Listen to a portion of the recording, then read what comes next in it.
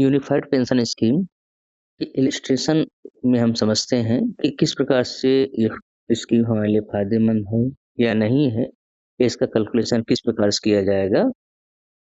इसका जो गैजेट का रूल है 14 में लिखा हुआ है इलिस्ट्रेशन एग्जांपल एज वर्किंग। हम उसी एग्जांपल को ध्यान में देखते हुए और वही एग्जांपल को समझाते हैं। ये है illustration example of admissible monthly insured pay out. आपको मंथली इश्योर्ड कैसे मिलेगा उसके बारे में सबसे पहले हम ये जो 5 इस सेट है इनके बारे में सिनेरियो है उसके बारे में समझते हैं। सबसे पहले इसके कैलकुलेशन के लिए 5 चीजें जरूरी हैं। पहला है the 12 monthly average basic pay before subordination of an employee is ₹40,000 denoted as, मतलब एक हम कैलकुलेशन लेते हैं कि एक कर्मचारी है उसका बेसिक पे 45,000 है, एवरेज बेसिक पे रिटायरमेंट के समय। दूसरा है, पहला कंडीशन हो गई बेसिक पे, दूसरी हो गई qualifying service. The employee has a qualifying service based on number of month of contribution of 25 year 300 month or more denoted as Q। वही कर्मचारी जिसकी 45,000 बेसिक पे है और उसको क्वालिफाइंग सर्विस उसकी मान लेते हैं 25,000। बाद में इसका हम सिनेरियो बदल के चेक करेंगे, जैसा कि रजिस्ट्रेशन में भी दिया हुआ है। तो पहला बेसिक पे, दूसरा क्वालिफाइंग सर्विस। तीसरी इसकी कंडीशन है कैलकुलेशन करने का फैक्टर है all contribution of the employ have been credited regularly and there are no missing credits. तो हर महीने अपना हिस्सा जो है उसमें जमा कर रहा है, कोई उसने मिस नहीं किया। मतलब ऐसा कोई भी महीना नहीं हुआ जिस महीने उसकी पेमेंट न बनी हो। बनी होती है, नहीं बनी होती है, तो उसके जो है कंडीशन है, इस फैक्टर को हमें देखना पड़ेगा। The employ has opted default pattern of investment. चौथा फैक्टर है the employ has opted the default pattern of investment. और उसके अलावा पांचवा फैक्टर है the employ did not make any partially withdraw. मतलब कर्मचारी ने कोई पार्शली विड्रॉ नहीं किया है। इस तरह हम देखते हैं कि इस कैलकुलेशन करने के लिए 5 चीजें चाहिए। सबसे पहले एवरेज बेसिक पे, दूसरी क्वालिफाइंग सर्विस, तीसरा है उसने कोई मिसिंग तो नहीं किया है, हर महीने अपने सैलरी से डिडक्ट करवाया है। तीसरा है उसने डिफॉल्ट पैटर्न में इन्वेस्टमेंट किया है या नहीं किया है। और पांचवा है कि उसने पार्शली विड्रॉ किया या नहीं किया है। ये 5 फैक्टर है, इसको कैलकुलेट करने के लिए 5 फैक्टरों के सिनेरियो बदल सकते हैं। कभी कर्मचारी का एवरेज बेसिक पे कम हो सकता है या ज्यादा हो सकता है, उसकी क्वालिफाइंग सर्विस कम हो सकती है या ज्यादा हो सकती है, वो मिसिंग हो सकता है, उसके क्रेडिट ने नहीं मिसिंग हो सकता है। डिफॉल्ट पैटर्न जो अपने से भी कुछ चीजें अडॉप्ट कर सकता है कर्मचारी या नहीं कर सकता है। और कर्मचारी पार्शली विड्रॉ कर भी सकता है और नहीं भी कर सकता है। तो हम इसी को ध्यान में रखते हुए इलिस्ट्रेशन का देखते हैं। ए का scenario 1, the employee fulfil all conditions 1 to 5। ये जो पांचों कंडीशन है कर्मचारी फुलफिल कर रहा है। अब हम उसमें चेक करते हैं। The value of the individual corpus of the employee as retirement is 50 lakh denoted as IC. ऐसी मतलब इंडिविजुअल कॉर्पस, कर्मचारी के जो फंड है, अकाउंट है, उसमें 50 लाख रुपए जमा हुए हैं। और दूसरा है the value of the benchmark corpus of this in this case should also be 50 lakh denoted at BC. BC मतलब हो गया है बेंचमार्क कॉर्पस। अगर कर्मचारी के खाते में 50 लाख जमा है और इसका बेंचमार्क कॉर्पस जो कैलकुलेट किया गया है वो भी 50 लाख है, मतलब दोनों में कोई अंतर नहीं है। अब इसका कैलकुलेशन कैसे होगा? Assured payout of the employee will be P upon 2। P हमने किसको बोला गया है? पी हमने बोला है बेसिक पे, एवरेज बेसिक पे को, upon 2 multiply by Q. Q मतलब qualifying service, employ qualifying service denoted as Q, multiply IC. IC मतलब individual corpus, upon BC. BC upon BC मतलब होता है आपका बेंचमार्क कॉपर्स। इसको हम कैलकुलेट करते हैं। If Q exceeds 300 it will be taken as 300। यदि हमारी क्वालिफाइंग सर्विस 300 महीने से ज्यादा है तो हम 300 महीना ही लेंगे। जिस प्रकार से लीव में आपको कैलकुलेट करते 300 से ज्यादा लीव होती है तो हम उसको 300 दिन की ही एलएपी देते हैं, लीव देते हैं, उससे ज़्यादा नहीं देते हैं। उस प्रकार से इसमें भी क्वालिफाइंग सर्विस का रिस्ट्रिक्शन लगा दिया गया है। दूसरी शर्त है, यदि P/2 मल्टीप्लाई Q/300, यदि इसका कैलकुलेशन 10,000 रुपए से कम है, तब इसको 10,000 लेंगे हम।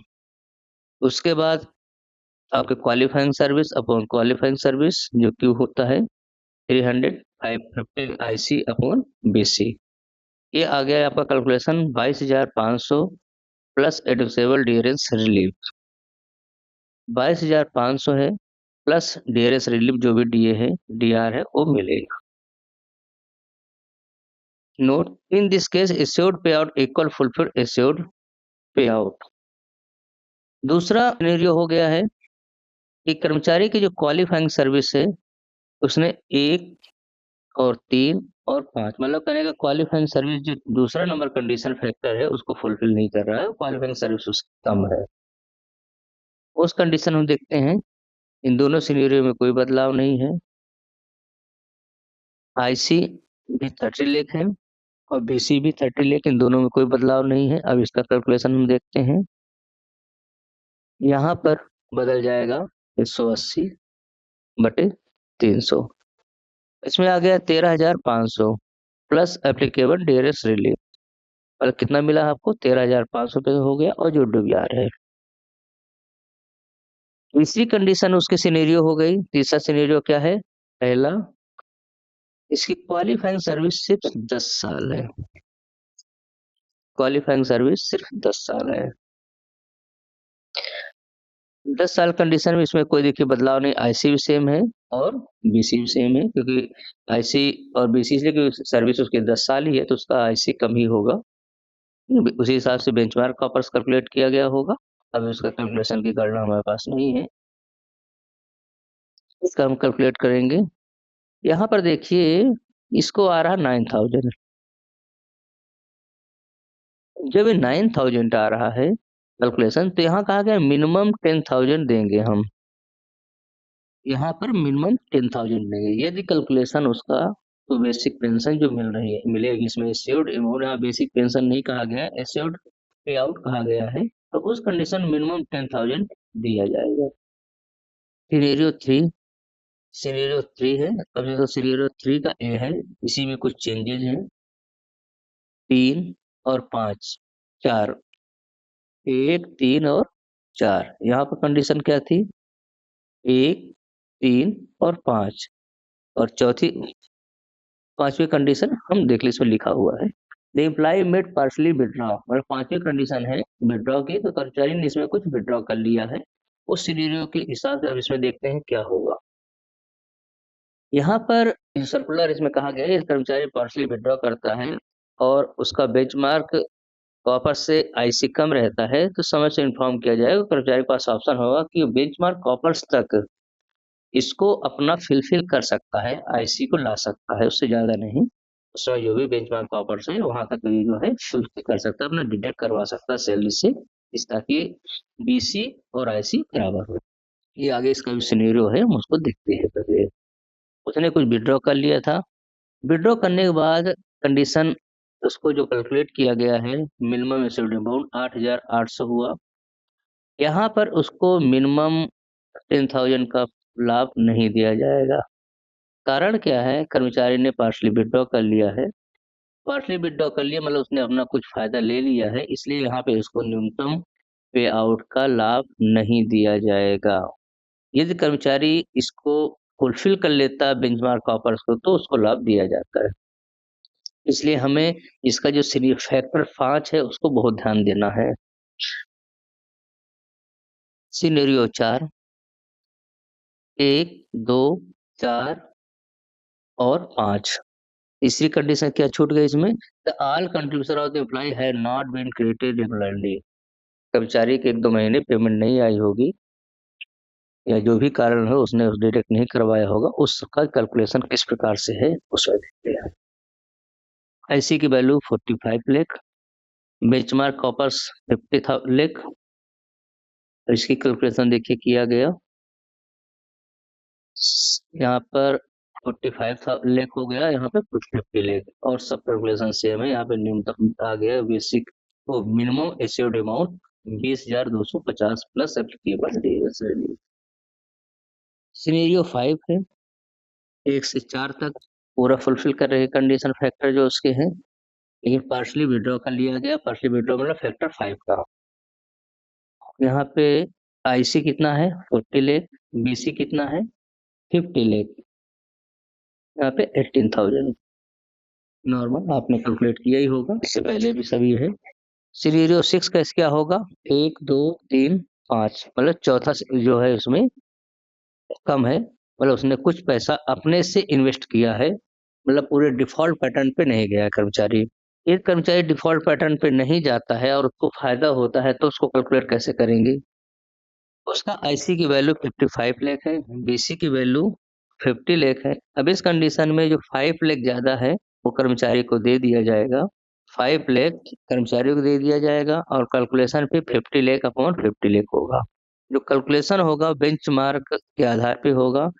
बेंचमार्क से ज्यादा आईसी की वैल्यू यहाँ पे शो नहीं हो सकती है।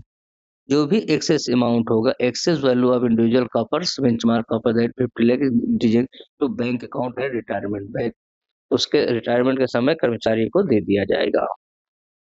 सिनेरियो 7 क्या है, 1 2 3 5।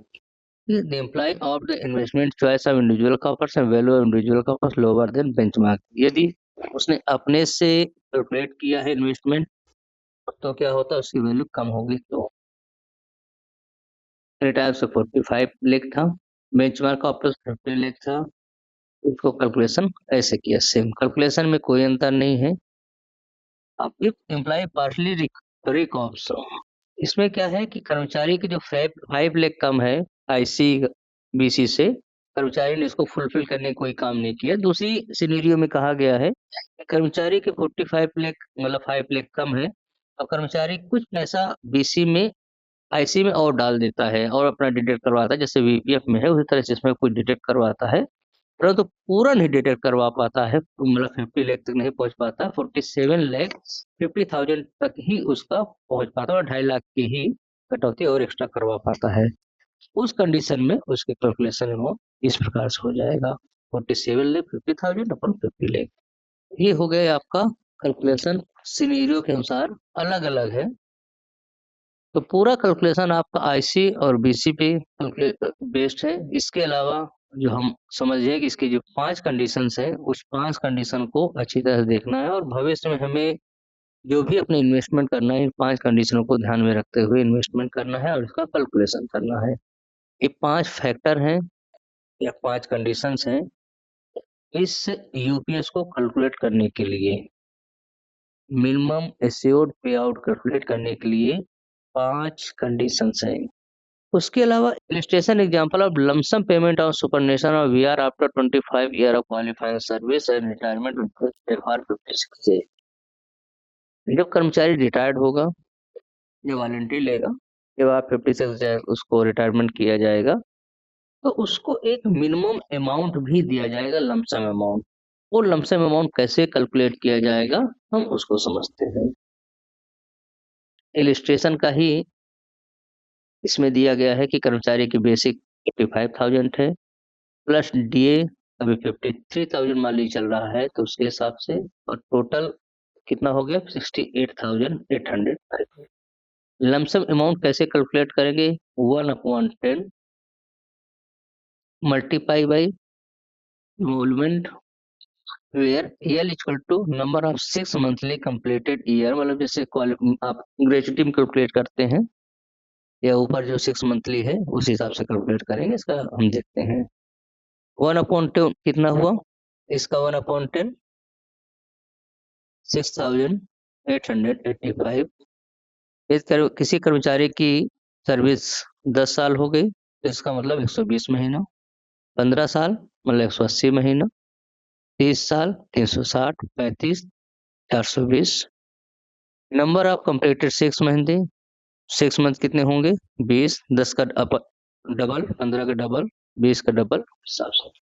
और इसको जो कैलकुलेशन लमसम अमाउंट मिलेगा, ये 10 साल की सर्विस है और कंडीशन बेसिक पे और डीए मिला के इतना है, तो उसको मिलेगा 1,37,700 और 35 साल की नौकरी पे और हो गई है तो उसको 4,81,950।